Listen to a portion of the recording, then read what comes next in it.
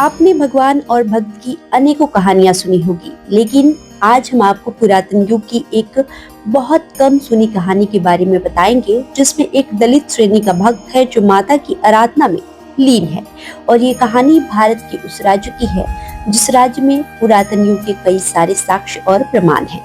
राजा मनन सिंह की कहानी। जी हाँ, ये कहानी शुरू होती है उस समय जब राजा मनन सिंह के राज्य में आई एक बहुत बड़ी आपदा, जिस वजह से उनके राज्य में एक भी अन्न का दाना नहीं हो पाया।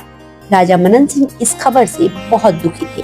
अपने नगरवासियों से विचार विमर्श करते समय उन्हें ये पता चला कि उन्हीं के राज्य में रह रहा एक चमार जाति से आने वाला व्यक्ति, जिसका नाम रहसू है, उसके खेतों में इतनी महामारी के बावजूद भी काफी फसल उग रहे हैं।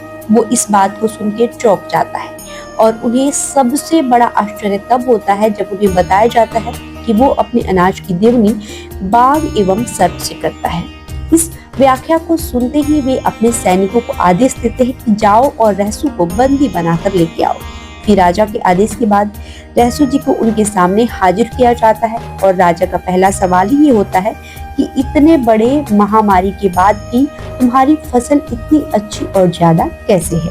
तब रहसू कहते हैं, ये मेरे माता की आराधना और उनकी सेवा की वजह से हुआ है।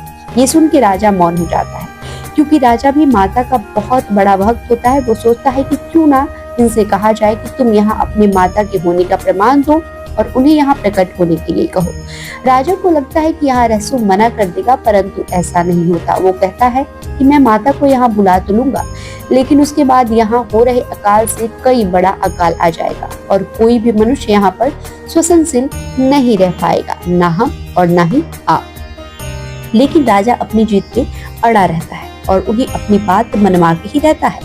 फिर रहसू भगत अपनी आराधना में लगते हैं और माता उनका बुलावा सुन के कामाख्या से चलते हुए पटना, कोलकाता, विंध्याचल होते हुए थावे आ रही होती है। रहसू भगत राजा की हर उस जगह पे आगाह करते हैं कि वो अब यहाँ पहुँच गई है, आपने चाहो तो अभी उन्हें रोक दूंगा। लेकिन वो राजा ना मानते हुए अपने ही प्रलय को बुला लेता है और माता थामे पहुंचते ही आंधी, तूफान, बादल के गरजने की आवाजों से भर जाता है और माता रहसू भक्त के अंदर प्रवेश करती है।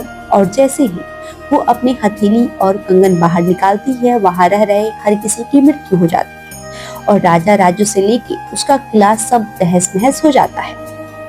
अभी भी वहां पे इस घटना के प्रमाण मिलते हैं। थामे वाली माता के इस मंदिर को माता के 52 शक्ति पीठों के समान ही माना जाता है।